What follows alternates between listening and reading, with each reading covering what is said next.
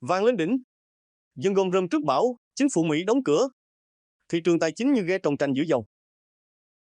Miền Tây ngày nước lớn, vàng cũng lớn theo. Cái giá vàng hôm nay chẳng khác nào con cá lội ngược dòng giữa mùa nước nổi. Vượt thác, vượt gần, vượt luôn cả lý trí của thị trường. Trong khi bên kia bán cầu, chính phủ Mỹ đóng cửa như cái chuồng trâu bị khóa, thì giá vàng lại tung vó lật chuồng, khiến dân đầu tư lẫn bà con giữ vàng dưới gối đều giật mình thon thót.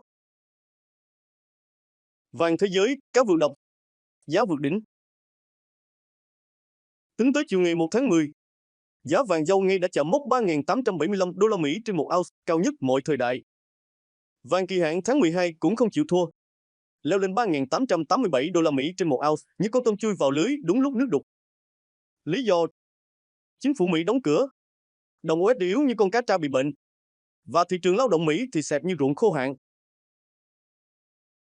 Các chuyên gia quốc tế ví von vàng như chiếc xuồng ba lá giữa cơn giông chính trị, không sinh lời nhưng lại nổi lên bền khi lãi suất chìm nghỉm.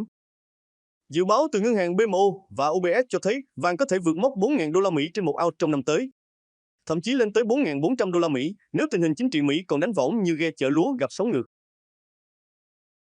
Những con sóng đẩy vàng lên. Thứ nhất, chính phủ Mỹ đóng cửa, ghe không bánh lái giữa dòng.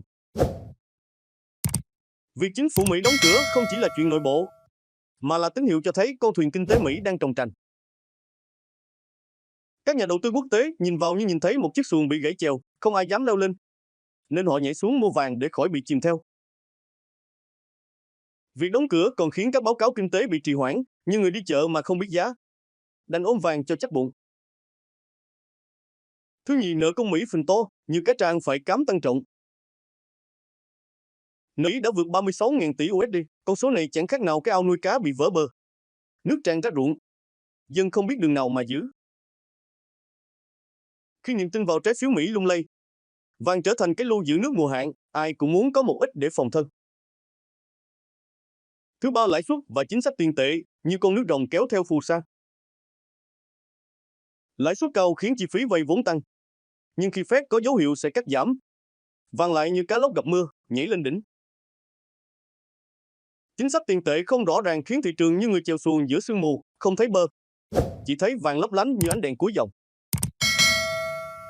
Thứ tư, ngân hàng trung ương mua vàng như bà con gom lúa trước bão. Các ngân hàng trung ương đang mua rộng hơn 1.000 tấn vàng mỗi năm. Trung Quốc, Nga, Ấn Độ, Thổ Nhĩ Kỳ đều tăng dự trữ vàng, giảm nắm giữ USD, nhưng người dân bỏ lúa giống vào lu, không gửi vào kho nhà nước nữa.